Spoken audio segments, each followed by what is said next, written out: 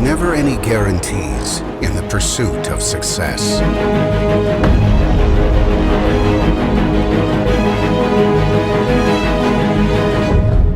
Winning in racing hinges on a number of elements, some of which are completely out of the driver's and team's control.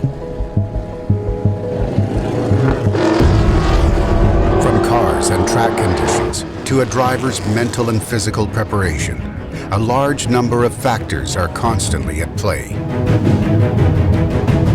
For Mantella Autosport, the first race of the season brought a respectful finish, but it had more than its fair share of adversity.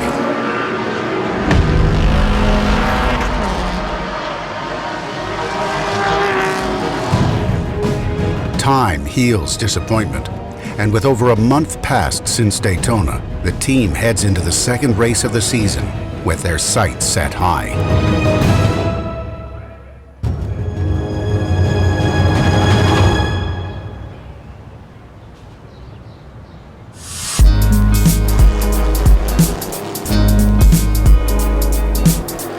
One of the most historic venues on the circuit is Sebring International Raceway, a track that offers drivers a completely different feel than the previous race at Daytona. For American sports car racing, it was really the dawn that Sebring came about. It was an old military base, closed down after World War II, and they made good use of it, thankfully, and made a race car track out of it. AJ Foyt and Mario Andretti, a lot of our heroes have raced here and made it what it is. It's one of the toughest racetracks in North America for sure. It's one of the most physical. It just puts cars through a lot. There's bumps, there's cracks, there's joining old asphalt to concrete to pavement. There's all kinds of transitions out there. Daytona wasn't the best track for the Camaro. It's a very, very high-speed circuit, and we're not the most aerodynamic, efficient car. But Sebring definitely suits the Camaro a little bit better. It's a technical track, as I've said, and there's a lot of low-speed, torquey corners, a lot of heavy brake zones, and that's kind of where we strive. Coming into Sebring, we knew that the Camaro Z28R was going to be rock solid. This car is what I grew up on, this car is what I'm comfortable in, and yeah, I think it is really starting to show on the track as well. The team is really getting used to the Chevrolet Camaros, and we're coming along with the help of Andrew engineering the car, him getting used to the car as well, and what the car needs and what the drivers need. We're progressing well.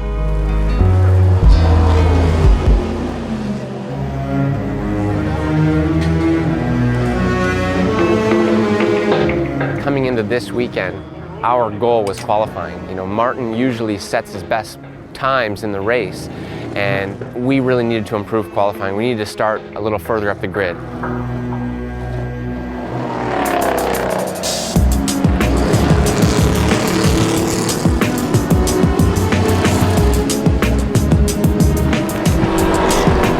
I knew what I had to do, and I was very fortunate and got out there and did it in 2 laps.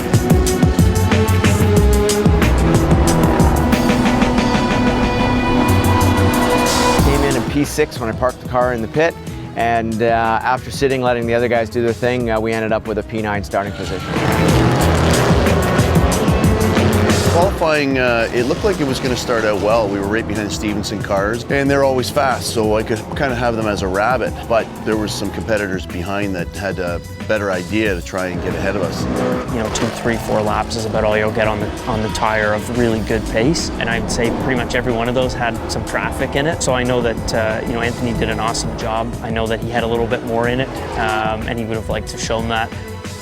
Luckily, on the 3rd lap, I got an 18.9 in, which brought me in at 11th, and I start right behind Martin, so it should be fun.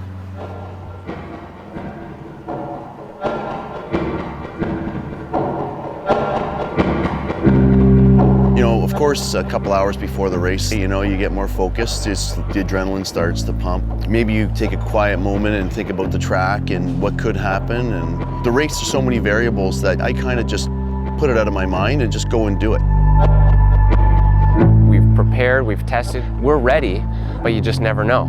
So I do feel confident that if all goes to plan, we'll get a good result, but things could be over in the first corner.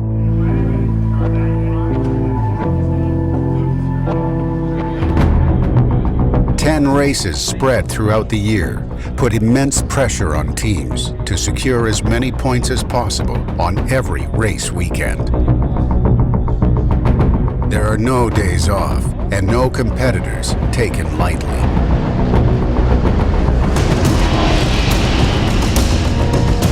The start was quite a battle. There was cars everywhere. There was no defined line of where to go. Luckily, I came out right behind Martin again like we planned. Our plan was to go down into corner 7 together if we could get that far, and it worked out, and Martin just took off from me. Very pleased with how Martin Barkey drove the first stint. You know, he's come a long way. After qualifying P9, I think he found himself as high as P6, and then he made a small error, dropped back to P11. There was a GS car I was battling with.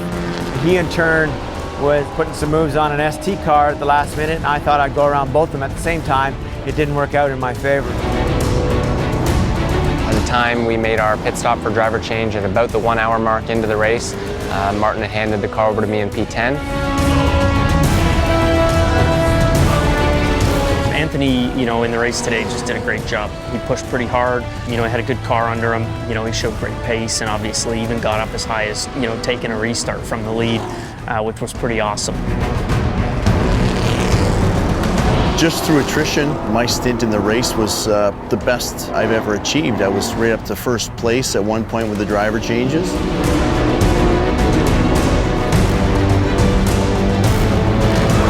We had a little bit of adversity. We had a little bit of a tough pit stop. We didn't get super lucky on when we pitted, so we lost a fair bit of track position. And unfortunately, with how competitive the Continental Tire field is, you know, we had some work to do to catch up.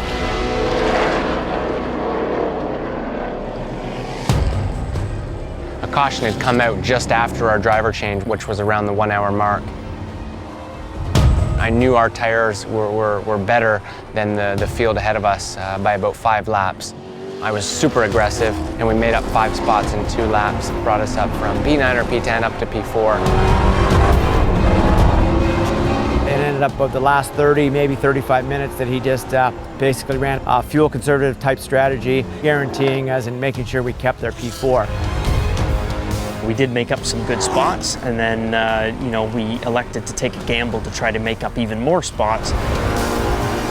Took 2 tires on the next tire stop, and Mark held off his competition pretty well, just because of the heat and the Sebring track. Mark did the best he could with 2 tires. That call was, I think, a tough one to make on a really hot, greasy track on, you know, a car that, you know, really works super, super well on awesome tires.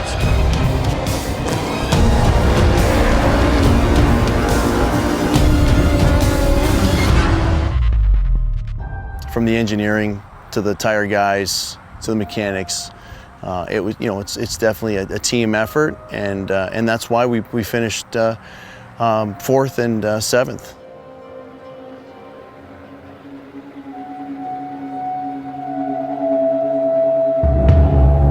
As the season goes on, there will undoubtedly be both highs and lows. Races that exceed expectations and ones that test every individual involved. Even though a championship is what fuels every driver to compete, all the teams, regardless of how successful they are, will walk away with friendships that last a lifetime. So Mantella Autosport is 2 years old, and you wouldn't think so. You know, if you were just anybody, showed up and just kind of observed our team, you know, we're just a bunch of friends in a way. More than just a driving relationship or what was a coaching relationship as well. Kyle and I have become very, very good friends. My, how time flies, but we learn a lot, having a blast doing it, and hopefully we get to do it for many more. I don't think that I'd ever want to drive with another driver. As long as Mark's willing to drive with me, he's always going to be my driver. Like 2 kids, you know, it's that much fun. I mean, mean, whether it's on a snowmobile somewhere in the north or, you know, in a race car together or out for dinner or whatever it is, we're always laughing and always having a great time. And I guess that's totally what it's all about.